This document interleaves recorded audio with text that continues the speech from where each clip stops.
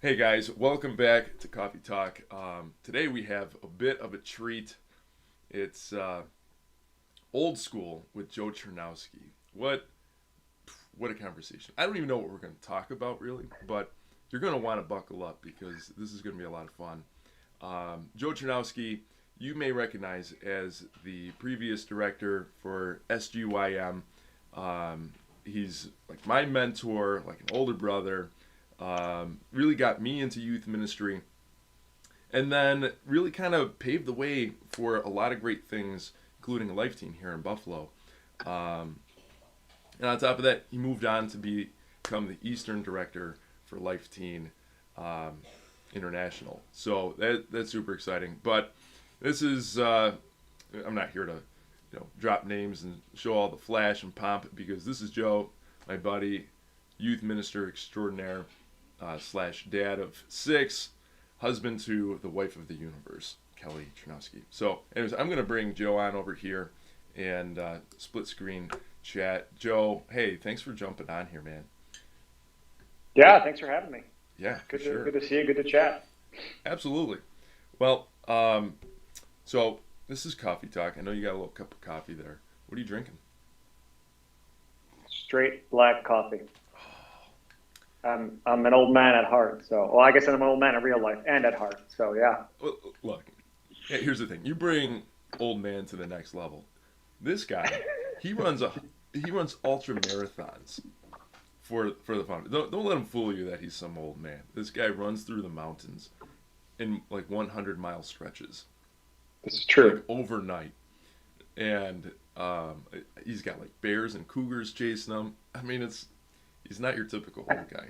Bears. I don't know about cougars, but the bears have been sighted out there. Bears and snakes have been sighted out there.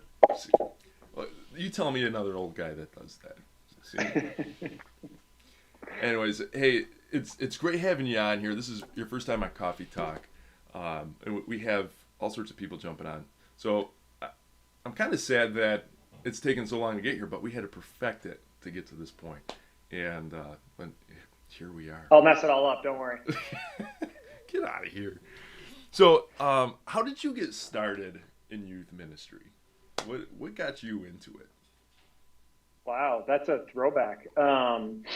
This is old school with Joe Chernowski. We're going way Yeah, I old. mean we're going all the way back to the '90s when I was in John Carroll University, a student there way back when, and was debating youth ministry, probably going to lean towards youth ministry. And I worked for a woman in the religious studies department.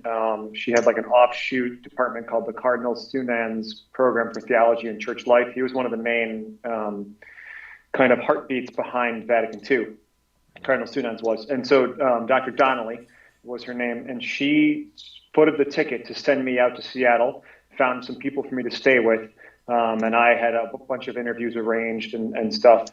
She just wanted me to get out of Cleveland and Buffalo. She's because I was like, I'll probably just do youth ministry at Cleveland, Buffalo, get out there. Just really felt called to really spend my life serving Christ. Um, Called to spend my life just leading other people to Christ. And so I was, comfortable in youth ministry. That had been my history. And so I was going to go down that route. Probably was leaning towards Buffalo, Cleveland. And she was like, no, you got to go. You got to spread your wings. You got to get bigger. So I ended up in Seattle for my first couple of years after college.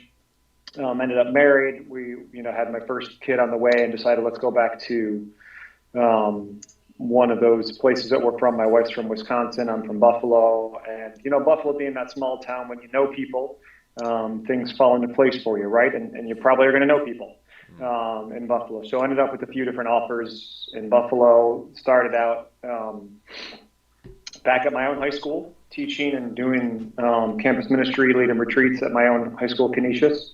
And then I was there for a while, but while I was there, my own parish, Nativity, didn't have anything in youth ministry at all, which really upset me.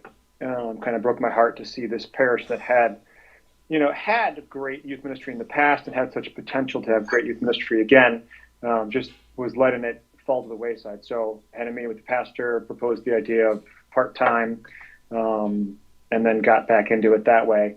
And then it just kind of grew from there. That expanded and expanded. kind of more than I expected it to. That turned into full time. And then, financial situations in the diocese weren't always awesome. So combining Nativity, St. Bernadette's turned into a good way to kind of allow youth ministry to happen at both parishes without financially straining either of the parishes. Opportunity came at St. Greg, it just kind of kept falling into place. It wasn't a lot of, active seeking, going crazy. It just, a lot of things kept falling into place for that next step, where I always kind of told God, like, I'm oblivious and I'm kind of dense. So when you want me to make that change, you need to do both the neon light and the 2x4 across the face. Because if it's just one of the two, I'm going to miss it.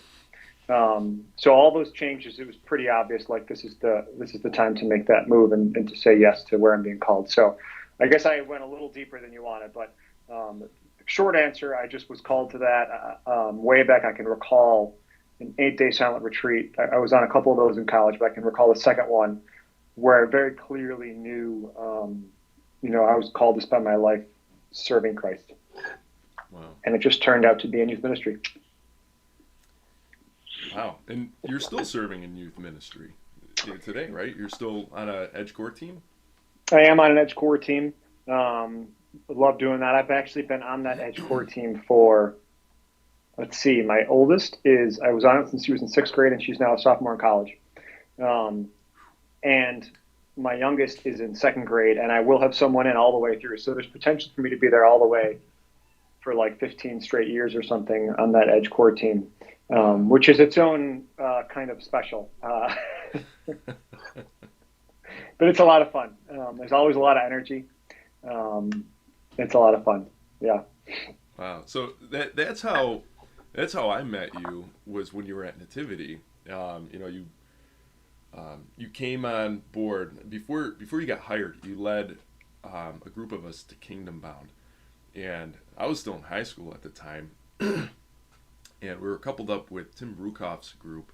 I don't know who the youth minister was at the time. Maybe it was Tim, but we had this group that was at Kingdom Bound, and I was there with my siblings. The first time we had gone to an experience like that, and here's this tall, goofy guy, just super on fire for Jesus, right? And we're just like, who is this guy?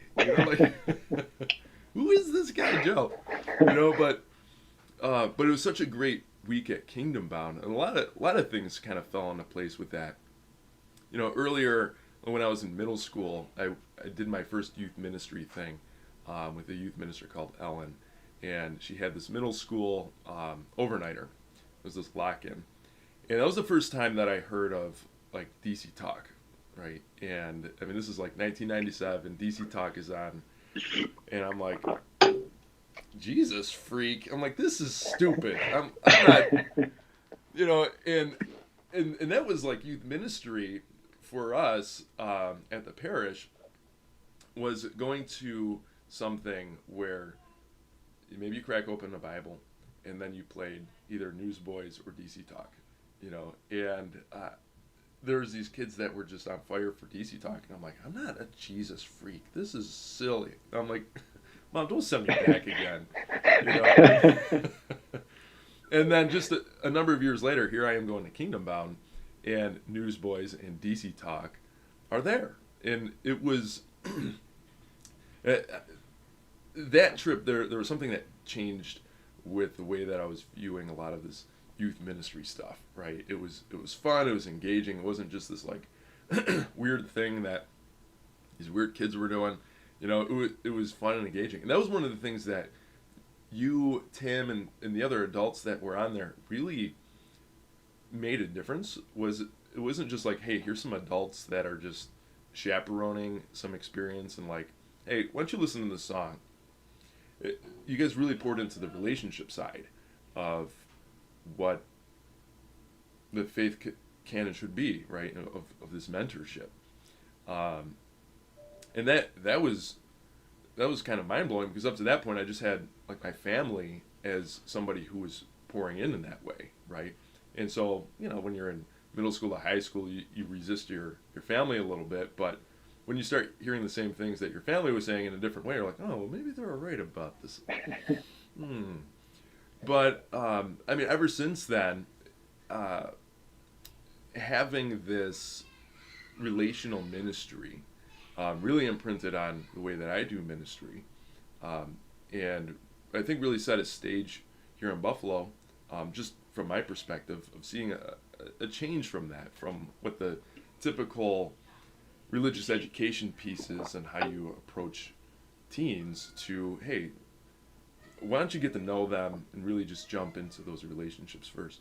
So I don't know, maybe you can crack that open a little bit. Like, what is relational ministry, and like, why do we even do that? Like, what was your experience with it? Yeah, I mean, relational ministry is relationships matter in everything, in church life, in neighborhoods, in jobs, in client relationship. I mean, everything. Relationships go a real long way, and somewhere along the line, too many Catholic churches. I don't know if they still do this. I can't speak to it. I only have the recurrent experience of my own church that I'm a part of. But somewhere along the line, a lot of churches in the 80s, 90s, catechesis became a classroom. It became a more of a school feel where it was teacher students. And teacher students can be great. And sometimes there's some really good teacher student relationships, even in normal school classroom settings. But so often, a teacher has 120 students over the course of the day. They're going to see, they're grading all those papers, creating all those lesson plans, all of that. And it just becomes, it's hard to keep up on that. If you look at the scriptures, look at the Gospels, that's the model for how we try to build youth ministry, is that Jesus poured into his apostles, his closest followers, his kind of group, his closest group of friends, right? And to me, I always view that as I need to pour into the core team, and I need to put a lot of energy and minister to the core team as best I can, and give them a lot of time, respond to them when they reach out, things like that. And that sets the model for the core team reaching out to the teens. And if Jesus, we say, King of the universe, Jesus Christ, reaches out and finds 12 core people, well, then why do I think I can be a youth minister and I can reach directly out to 120 kids, say? Well, I don't think that's what Jesus is modeling. He's modeling, you reach out to this core team, they reach out, say they reach out to 10 people. Then all of a sudden you've got 120 people engaged. So it just kind of exponentially moves beyond. But if you look throughout Scripture, every time Jesus interacts, it's not a quick. He's very physical. He touches. He's hands-on. He asks questions. He cares about the individual in front of him. He responds. It's not like someone's like, "Hey, give me this miracle. Okay, there you go, done. Move on to the next." He invests in people, and that's the model that we always try to kind of live out in our ministry at Nativity. It's in Bernadette's, it's in Greg's.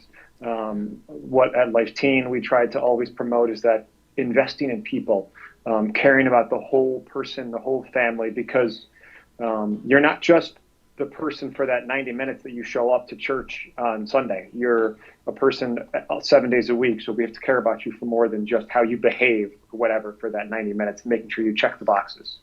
If we care about your soul more than just graduating from a religion program, then it takes a lot more effort than just, here's information.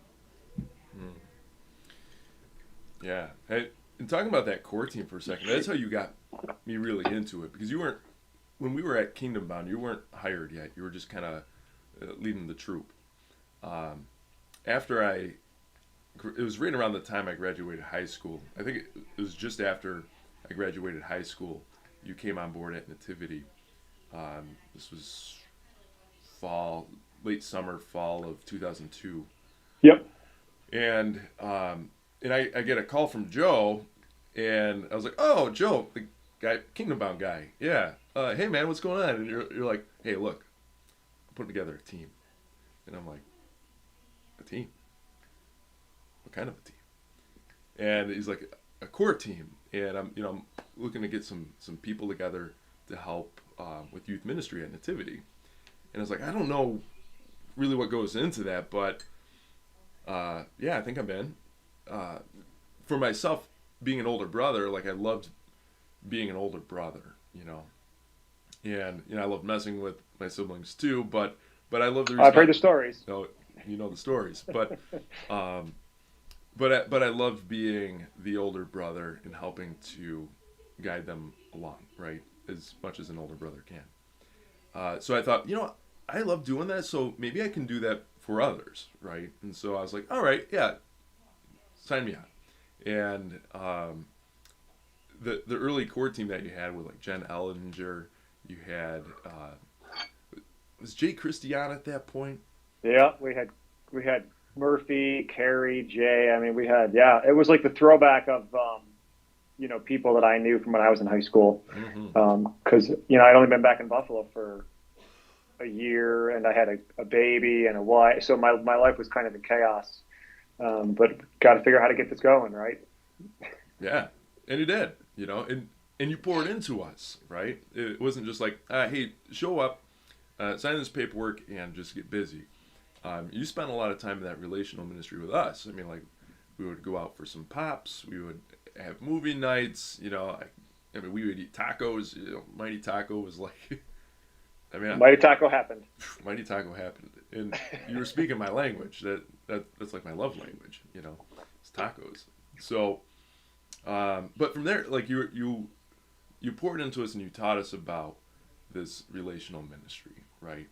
And really just gave us the opportunity to succeed and fail, right? Because there's plenty of times when I just gave horrendous talks. I remember one time I gave this talk on transubstantiation. I couldn't say the word. I was like, I don't even know what this is. I'm like, oh. So I go up there, and admittedly, I didn't do any prep work because I was so intimidated by it, right? I was looking at it, I'm like, ah. And then I go up in front, and I give the worst talk of my entire life, right? And I come off, and you just give me a little slap on the shoulder, and I was like, man, I gotta do better than that, like, But you were never angry at it, like just like, hey, keep going, and that I think in that moment it was like, I mean, I shouldn't be discouraged about the things I don't know in the faith. I should just embrace it and learn it, right? And that started really a hunger for me to just not have rely on the old catechesis that I just didn't enjoy or pour myself into when I was younger, and just say, like, I need to start taking this more seriously. And I think that there's a lot of grace on trying to learn this, right? Because if I'm going to be able to teach somebody else about it, you can't give what you don't have. Mm. So, but I think because you were so kind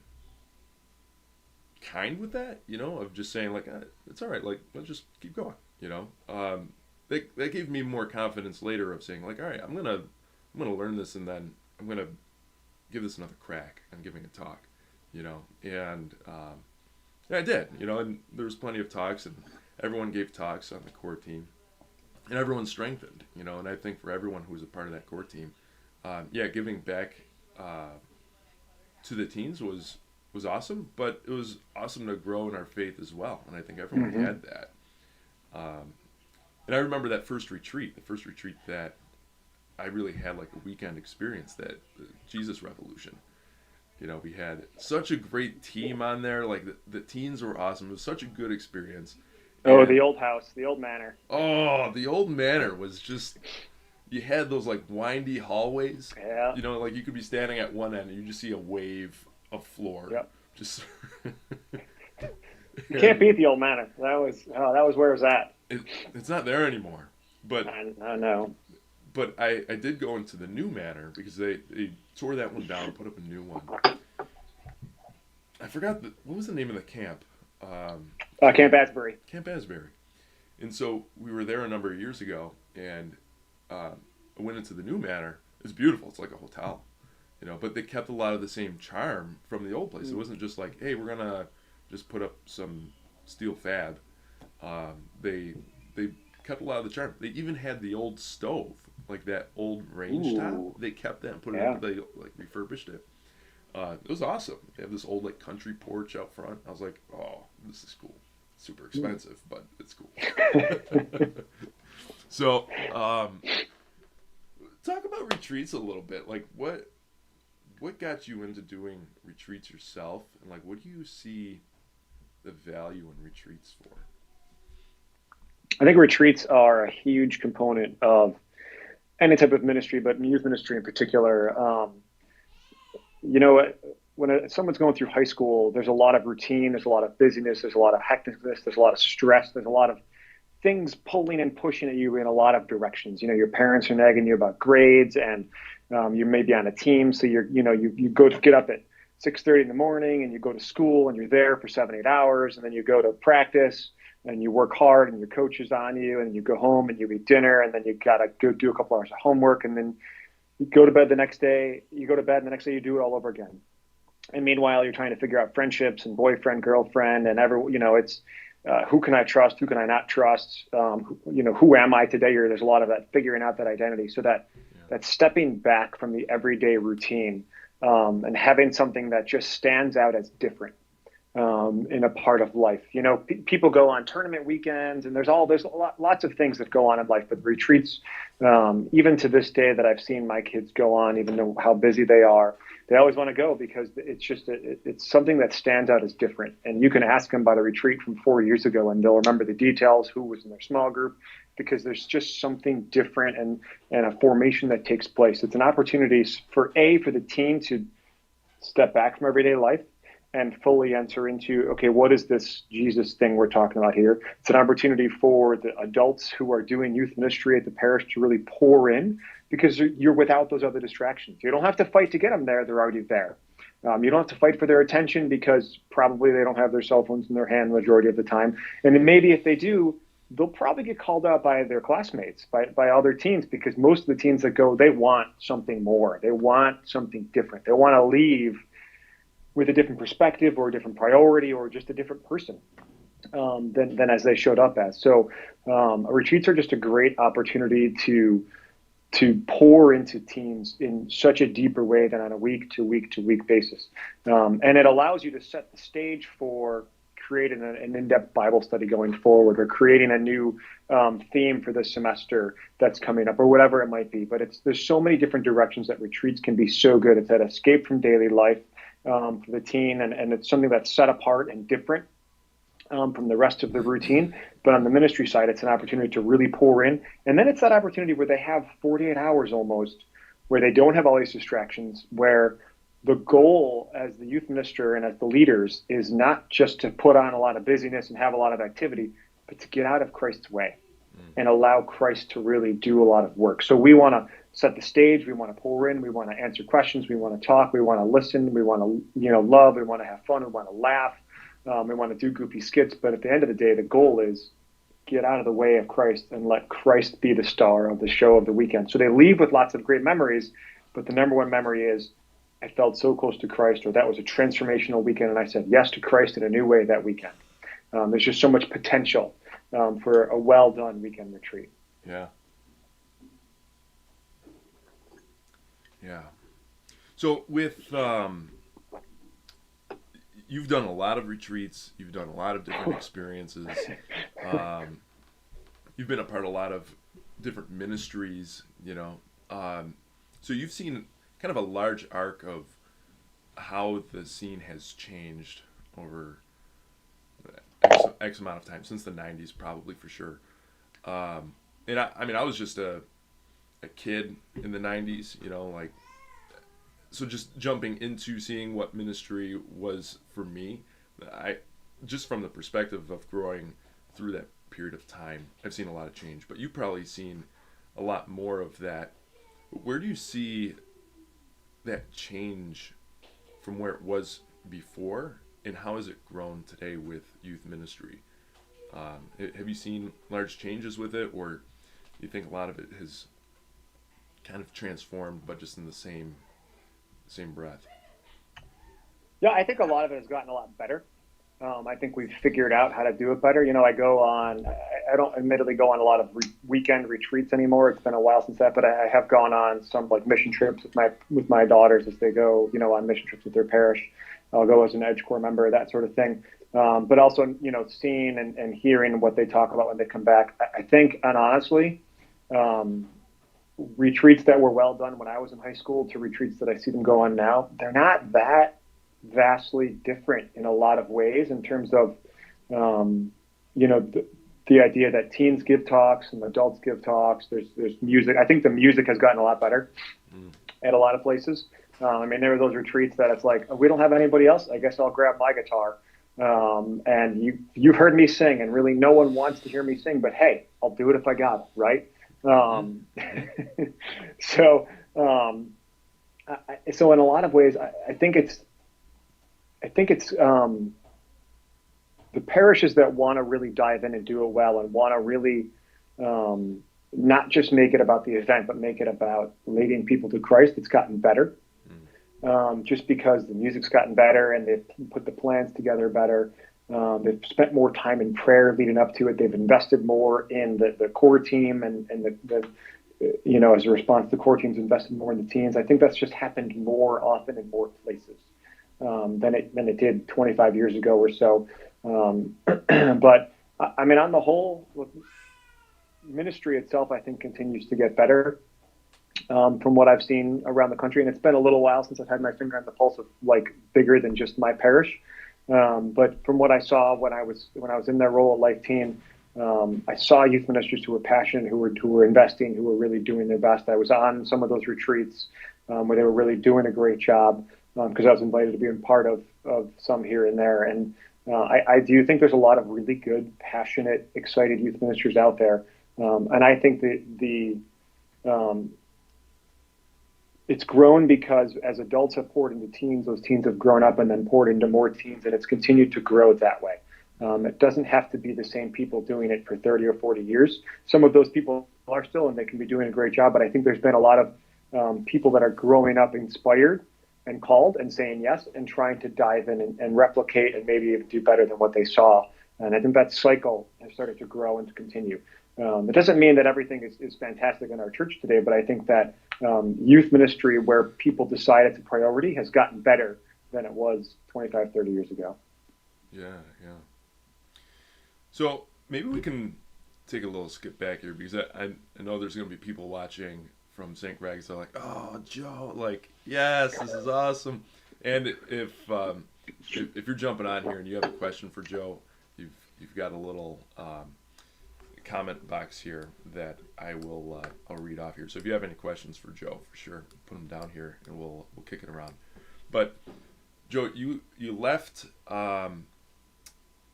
Nativity in St. Bernadette's, and you hired me on just before you left. You said, "Hey Adam, I need a little extra, help here at the parish." Sure, Joe. Like, I'd love to help. I'd love to help. Sure, part time. Not a problem. You're like, I need some help with, some of the admin stuff and, doing some. Yeah, okay. Not long after that, you leave for St. Greg's, and you were well missed at Nativity and St. Bernadette's, but we brought on Pat Murphy. The legend continued. Ministry still exists there today. So there was a long heritage that continues. There. And actually, even some of the teens that we had, actually, Jake Drewsbeck, who was one of the teens during that time, is now the youth minister down at Nativity, down at St. Bernadette's. Mm-hmm. So then you're called to St. Greg's, and you arrive, and it's just a different animal, a different feel than what it was down in the South towns. So can you maybe like share what that experience was of like getting to St. Greg's, what that first step into the parish was like, and what you got started, what you got going, and what excitement came from that?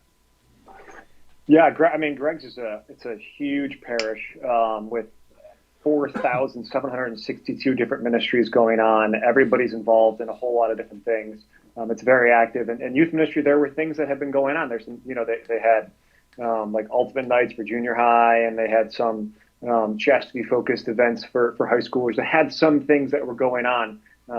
It wasn't like a barren wasteland by any stretch. So it was strange stepping into where there was activities going on, but there wasn't a core team. And that's something that right away I noticed, like, okay, that's step one, is we have to build that core team, and we have to build kind of that larger ministry. Like there were some of these smaller groups of teens who felt very loved and fed, by the programs that were there. Like they had the kind of the chastity focus, they had like a smaller Bible study, but there wasn't kind of that anchor group. That Sunday life night and nativity was always kind of the anchor. And then we had other offshoots. There was Bible studies during the week, leadership things during the week, so many other opportunities that kind of expounded off of that main Sunday large group gathering, right? But there wasn't that kind of anchor at St. Craig. So that was step one, was build core team. And step two was kind of get that Sunday night program up and running, and then get that retreat ministry. They didn't really have a retreat ministry. They put on retreats because they were involved with the school and with the confirmation program and that sort of thing, but they didn't really do the weekend retreat thing. That just wasn't part of the tradition that they had there. And so these were things that I thought were crucial. And like Steubenville was a huge thing that they did. And Steubenville weekends are great, but I mean just our own parish going on retreat during the school year, that sort of thing. So there's a lot of good that was there, but there was some things that I just thought like these main core pieces need to be added. So core team needed to be added. Main Sunday night program, kind of that anchor for the whole program needed to be added. That retreat ministry component needed to be added. And so just got to work trying to get to know people, building relationships. And it was kind of stop and start for a while. It was not easy. The Sunday program was running up against, conflicts and other schedules because it wasn't a normal tradition there. But those were the things that I dove into first. And then I'll be honest, one of the big battles that we had one summer was I really wanted to get them to Life Team Camp. I had done that in Nativity, I don't remember, once or twice, and just seeing the fruits of getting to that. You talk about the importance of a weekend getaway. The full week, you take that weekend and you just, multiply it by 3 or 4. So it was kind of a battle to get that to happen, a bit of a struggle. The pastor was a big support of trying to make it happen. We had a group of parents that ended up being a big support to help make it happen. And I think getting down there to Life Teen Camp, getting some core down there to the Life Teen Camp and some teens really helped get that program on fire, because they came back, the core was more on fire. The teens came home so excited and passionate, and they shared that with their parents, which got them more excited and just felt empowered to help grow that program. And I'll be honest, after 3, 4, I don't know how long I was there, 4 years or so, but 2, 3 years, I started to have some of those upper class graduate come back, be on core. And I love seeing that kind of turnover, because that core member that's just 2, 3 years older can really help invest in the other high schoolers at the time. So it started to just kind of really take off, I felt. So there was a lot that was good, but a lot that needed to be built. But some things remained. Like they had a strong pro-life ministry, and they went on the Right to Life March every year, tried to continue that. Continued some of those chastity-focused sessions. There's maybe a little bit less appetite once we had some other activities going on, but we kept them because there were some kids that wanted to have them going on. We added a junior high ministry that wasn't there. Aside from the ultimate programs, we had like the weekly program for junior high. What was really cool is the pastor of the parish decided to really back it up. We had 2 full times. Stephanie came on and was really focusing on the junior high program, and she did a great job getting that up and running. So it was really, it was a challenge. It was a struggle. There were times I looked back and I was like, I kind of missed the community that we had in Nativity, and I put a lot of blood, sweat, and tears into that. But I knew I was called to kind of build the, ministry in a slightly different way, but in a somewhat similar way, up at St. Greg's also. Yeah, I mean, just going back to that part you were talking about with the 2x4, like just getting hit. I mean, when the Lord calls, you go, and you were able to do a lot of great things at St. Greg's, and that heritage still exists. I mean, here I am, year 10 in here. I know, man. See, before we jumped down, we were talking about the grace in our beard. This one's Clara. This one's Maria. This one's Victoria. Oh, man. This one's Ryan Jarosz. This one's Olivia Jarosz. Yep. You got 5 in there from the Jarosz clan for sure. But one of the things that I loved working with you on was with young adult ministry.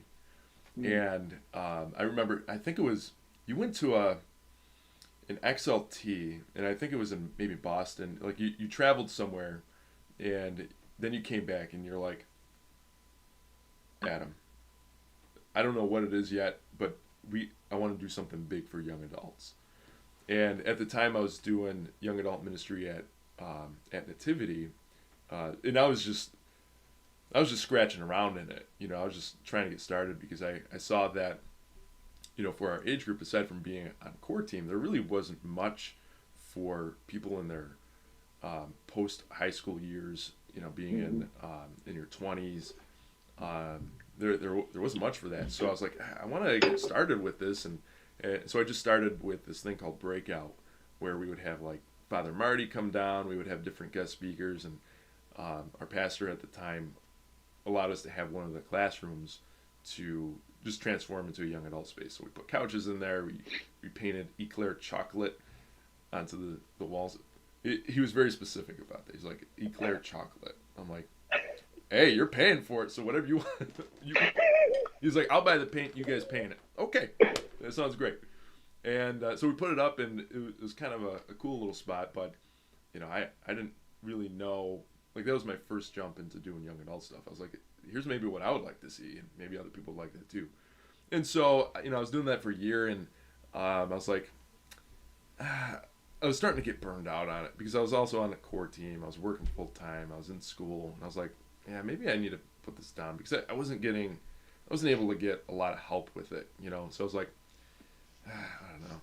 And then you come in and you're like, I want to do something big for young adults. I'm like, okay, let's do it, you know, like.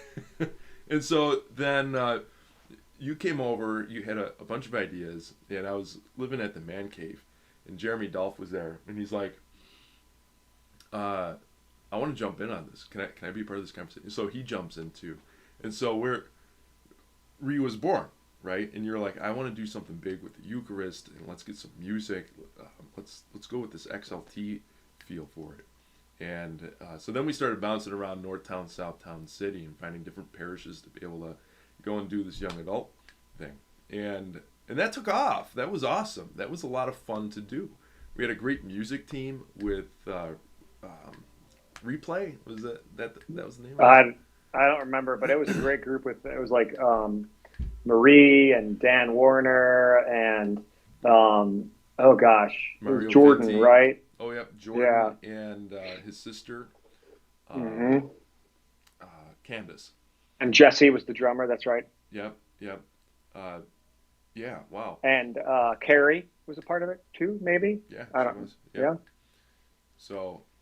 Yeah, I mean, part of it was, you know, I had come back and I had seen, maybe it was the Boston XLT that I was at, and came back and so many young adults involved and engaged in it, and maybe that was part of my realization, like, young adult ministry in Buffalo had just been floundering, I guess I would say, in a lot of ways, and I think part of it that I just kind of came to the realization is there's just not enough young adults in any one parish to really warrant a great, fantastic young adult ministry. So we really just felt like, let's combine. Let's try to put some things together and invite all the young adults around the diocese. We probably didn't know we generally didn't know what we were doing. But I think the idea was, you know, music, talk, Christ centered, and then just social time, because we generally went out afterwards somewhere or had social time at the place that hosted us. We had gathering with food and snacks there. Sometimes we went out somewhere. So there's a variety, but I think that was the whole realization was, I think the only way for young adult ministry to work is to combine a lot of groups together. And we had pretty good crowds for it. And we did do a retreat, if I recall, out at Camp Turner. Trisha Tembrow from Life Team came in and was the speaker for the weekend for us. So yeah, I think we kind of threw some weight into trying to get that. I honestly kind of forgot. It's been a while since I thought about that, but yeah, that was one of the more fun and successful attempts at ministry that I feel like we did together. Yeah, and honestly, that put a pulse into that desire for young adult ministry. You know, that I would revisit later. You know, just number of years ago started young adult ministry, and um, with that same desire of like there has to be something other than a core team for young adults, to be able to serve this population, and that's when we tacked on young adult ministry. Like right now we're SGYM 3 because we got the three age groups. Young adult Okay. ministry is just a core feature of what the ministry is now, because it creates this funnel now where you have the middle schoolers, and there's plenty of names that come to mind thinking about the middle schoolers, like when I first started, who are now on the core team and in the young adult ministry now, who are Hmm. actively serving and building up this community. And so they travel through um, going into high school ministry, and then hit young adult, and each one of them has a different flavor. What would you say the flavor for each age group is? Because you've done work in middle school, high school, and young adult. What do you think the flavors are Um, I would say at junior high, the flavor is sugar. Because what was always interesting is the transition between high school and junior high. Most of us kind of probably start in ministry in high school and then tack on junior high later. In high school, um, up in the Buffalo area, one of the main struggles was A, getting kids to walk in the door, there? and then B, once they're in the door, getting them to talk. Um, so that was always a struggle. It's just engagement, activity, and you could have a large group session. You break into small groups, and it's just so quiet. You might all be in the same room, and it's just so quiet. Well, junior high ministry, the kids don't necessarily have as much of a say of whether or not they're going to walk in the door. If you communicate with the parents, what you'll be doing, and that it'll be worth the kids' while. They'll send their kids, and the kids will be there. And once the kids are there, man, they don't stop talking. You could have half the number of junior high kids as high school kids, and that's 10 times as loud. Mm-hmm. And when you say we want to play a game, they're already playing the game before you've even told them what game you're playing. It might not be the game you want to play, but they're doing something. So it's just active and so full of life. And high school, you can get there, but it just takes that relationship building and pouring in. Because once you get those kids that have bought in, that you've invested in, spent that time in, and they know you care about me more than just me being a number here, then they'll do anything you ask. Um, and young adults, the activity that isn't such a high energy thing. It's more of an engagement thing. Of can you show that you understand the situation in my life, that you know what I'm going through a little bit, and maybe if you can't, that's all right. Just give me Jesus, and give me some fellowship afterwards. And that's what I think we did with Ree was, we just worshiped, and we, tried to hang out and have fun afterwards. But, young adult ministry, what was very interesting is when I started in Seattle, I was hired as a youth and young adult minister. In Seattle, it was like backwards from Buffalo. Hmm. Youth ministry was really hard. Young adult ministry was really easy.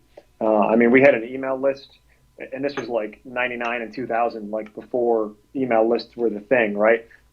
We had an email list with like 100 young adults on it that we would do service events and get dozens of people to come to a monthly service event. We would have young adult Bible studies that we would get a couple dozen people to come every week to die. This was, that was a single parish in Seattle that I was working at. So I really quickly turned into more of a young adult minister than youth minister. We're still doing junior high. Junior high was happening. High school was a struggle there, big time. But young adult ministry was kind of where it's at. But it was just different. They want to go when they're there. They don't want it worth their while. They want to go deeper. They don't just want to meet market. They don't want to go and just meet someone to date and marry. Maybe that's an offshoot. Maybe that sometimes happens. But they want to. If they're there because they want to dive into their faith, they want to dive into their faith. They don't need the games. They don't need the goofiness to break down the walls. They've already decided to walk in the door. So it's just a different set of priorities that I found from my experience. Junior high, you do games because it helps get their energy up, which you don't need that much help in. And then the focus is how do we bring them back down a little bit. High schoolers, you do the games to break down the walls, to get them smiling, to get them active, to get them moving, and they're willing to open their mouths a little more. Adults, they're already, once they walk in, they've made the decision, and if they're going to be there, just don't waste their time. right? Make sure you dive in, make sure you give them some meat, um, and also just listen, because being a young adult is especially complicated now. I can't, I say this all the time. I am so glad and lucky when I look back and think, man, I never had to deal with the young adult dating game. I was engaged before I left college. Like, I dodged a major bullet by finding my wife in college. Yeah, I wasn't married before I left college, but just never had to do that. And just seeing so many friends go through their 20s and into their 30s and now into their 40s, still trying to have that as a major weight on their shoulders, and then debating, like, do I just give up and focus on career? Like, what do I focus on here? Right. It's just been such a different experience of what I've lived through. Yeah, and you're right about it. I think vocation is one of the biggest sources of angst that I have conversations with young adults for. And myself, like I didn't have that where I was engaged early. Like I walked through that angst of trying to figure out, like, God, what do you want me to do with my life here? And that I talk about this sometimes of, weighing out the priesthood versus marriage, because marriage just wasn't happening. I was always on the look for the next Mrs. Jaros, and like, and it just wasn't happening. But I think walking through that really helped me to have the conversations today of people who are doing the same thing, of saying, man, I don't know if this is happening. I don't know what God wants me to do in my life. And that's a much different approach than like with the high schoolers, because, high schoolers are thinking like, career, right? They're like, I don't know what to do with my life, or they have an idea, but it's a much different type of conversation. But with the young adults, like, yeah, it gets real heavy, and it weighs on people a lot. It really can be an anchor that they're carrying around. Mm-hmm. Yeah, totally different. So here you are now.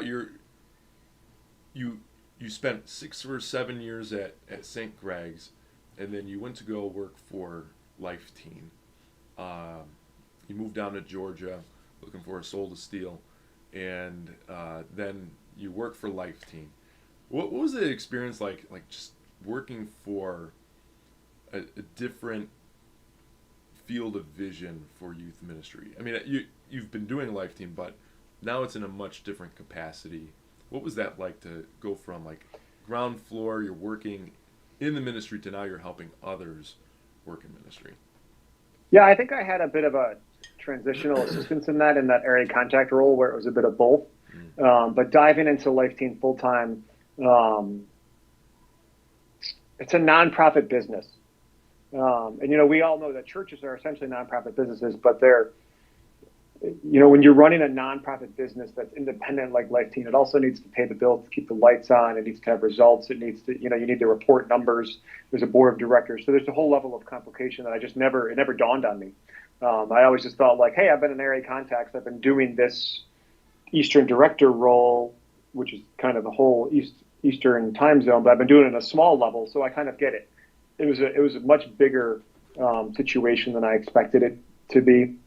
There's a lot that I loved about it.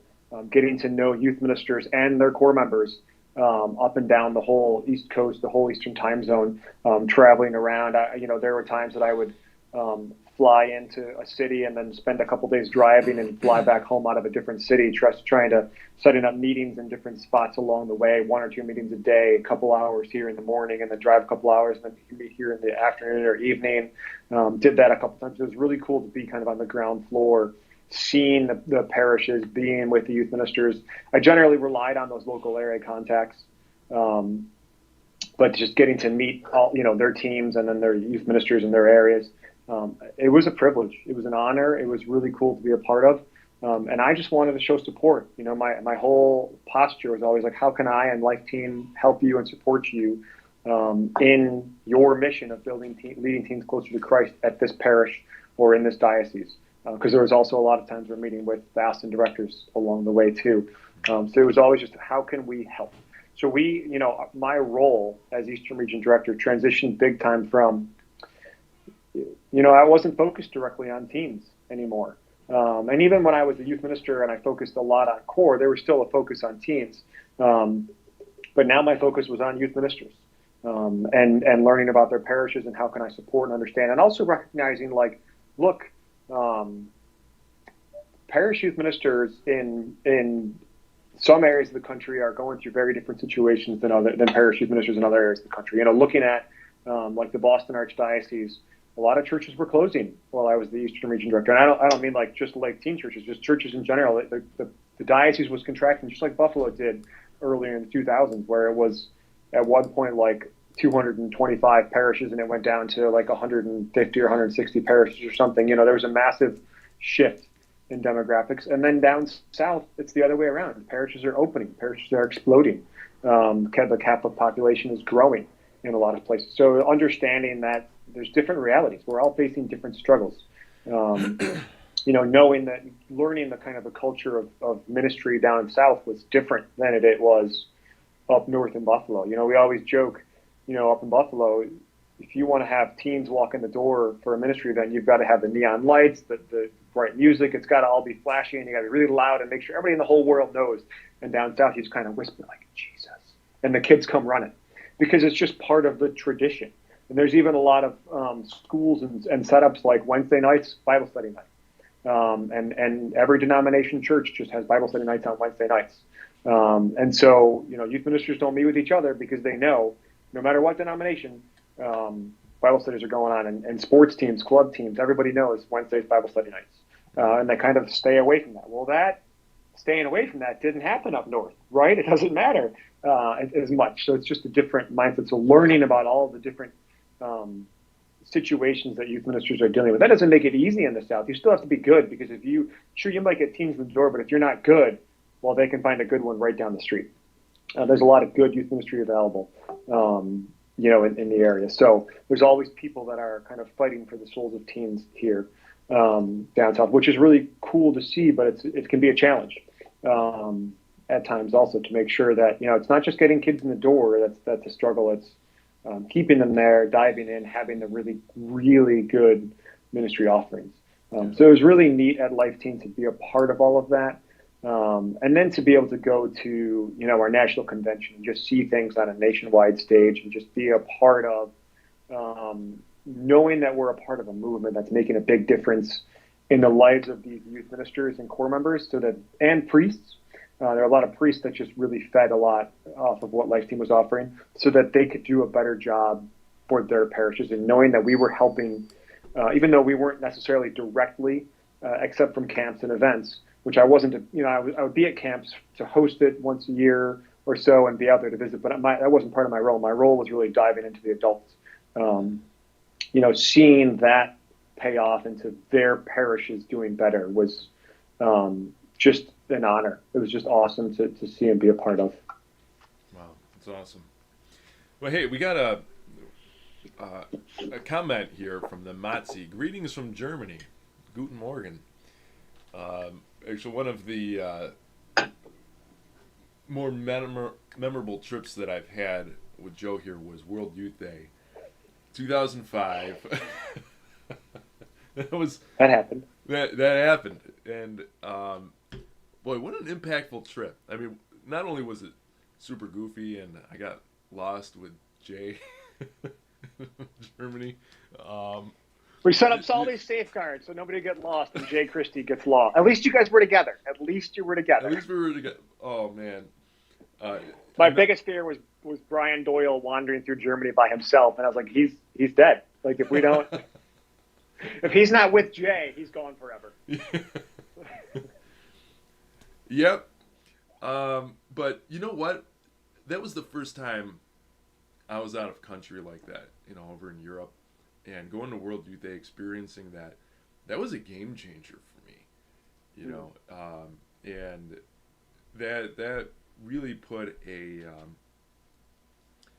exclamation point on big church, like how big the church is. Because you go up to that point, the biggest thing that we had gone to was probably Steubenville.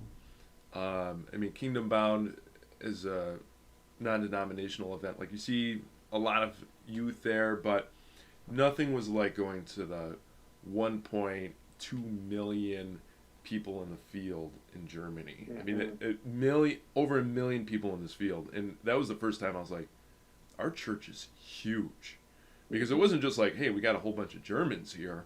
You know, you had people from all over the world. Man, those Italians next to us, they didn't let us go to sleep at all. No. But just a super powerful trip, and having that experience was just a real game changer for me and for everyone that went. What would you say was probably the biggest impact for you, like event wise? Like, what was the best event that you went to? Ooh, I don't know. In fact, I would probably say it's not. I wouldn't even know if I'd call it an event, but probably some of the most powerful experiences that I had. And I had some, I had Kingdom Bound as a teen was a massive turning point for me, and then retreats as a teen. Some of the things that we did as youth minister and core together were just profoundly impactful to me, aside from just the teens and seeing what they went through. But I think for me, some of the biggest experiences that I had were those 2 8-day silent retreats that I did in college. Hence why I always say, our goal is to just set the table, set the stage, and then get out of Christ's way. Well, because when you're in a silent retreat, there's nothing in the way, right, except you. There's literally nothing in the way. So you have a spiritual director that you speak to every day for half an hour. You have daily mass. Other than that, there's no talking at all. So you're there with 20 other people. You're just kind of awkwardly nodding as you walk by in the hallways. But you're spending hours a day in prayer, doing your assigned readings, assigned prayers, going for walks around the grounds, things like that. But I would say those silent retreats, probably that second one in particular, was just a massive event in my life, and where I really knew without a shadow of a doubt that I was being called to spend my life serving Christ. In fact, at the time, I was kind of deliberating, should I join the Jesuits? Should be a priest, or should I get married and do this ministry thing? And when I really felt that I was called to serve Christ, the vocations director for the province came and visited that night, and I knew him well and had been spending a lot of time with him and working with him on a lot of things. And I told him this, that I felt like I was really called, and I was half expecting him to here's the paperwork, sign here, you're in. But he didn't. He just said, praise God. Now we have to find out if that's as a priest, as a Jesuit, or as a lay person. And I was like, wait, what? That was your chance, buddy. But he thankfully wasn't in it just to grab people to sign up. He really wanted the people who were really, truly called to that particular life.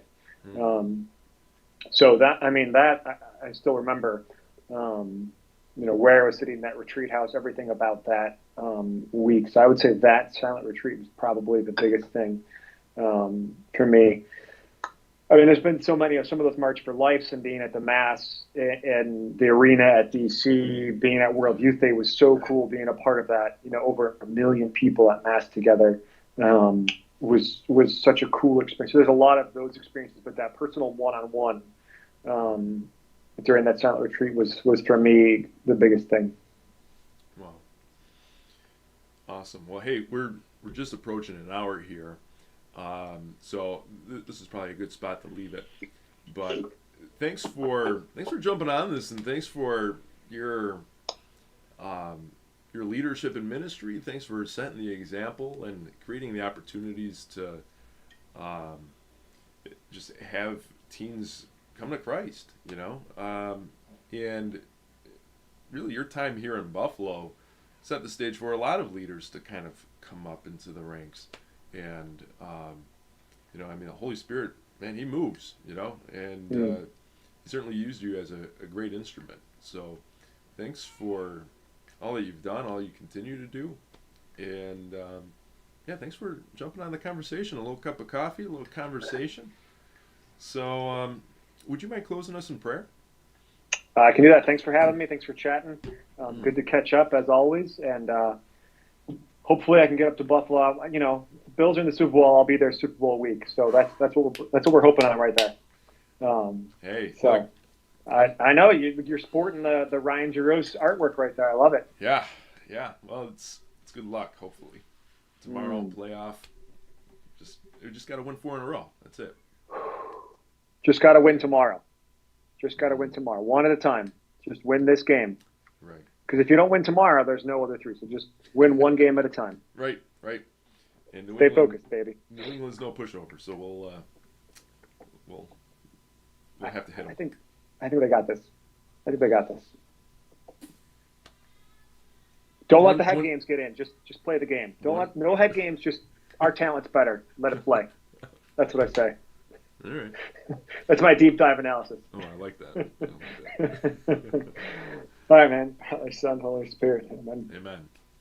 Holy Father, thank you and I praise you for today. Thank you for the opportunity to chat with Adam, just catch up and just talk about all our experiences in ministry together and all the ways that you have moved in our lives and in the lives of others that we've been able to be a witness to. And we thank you and praise you for those opportunities that we've been a part of. And we just ask for that courage and strength to continue to say yes to you in all those ways that you present to us. Help us to know when you're calling us to move and also when you're calling us to stay. And just continue to bless Adam and his family and the ministry as he tries to continue to build there and say yes to you. In your name we pray. Amen. Amen. Father, Son, Holy Spirit. Amen. Awesome, Joe. Thanks a lot. I'm going to put you on the side here if you can just hold on for a second. I'm just going to close out this episode. There we go. Hey guys, thanks for jumping in here today with Coffee Talk. If you enjoyed this conversation, pass this along to somebody who may enjoy it too. So we've got some great conversations coming up, and actually starting next week, the St. Greg's podcast returns. I know we're missing Father Paul dearly for sure, but Father Leon is going to be picking up the mantle starting up next week with the St. Greg's podcast. More Coffee Talks to come.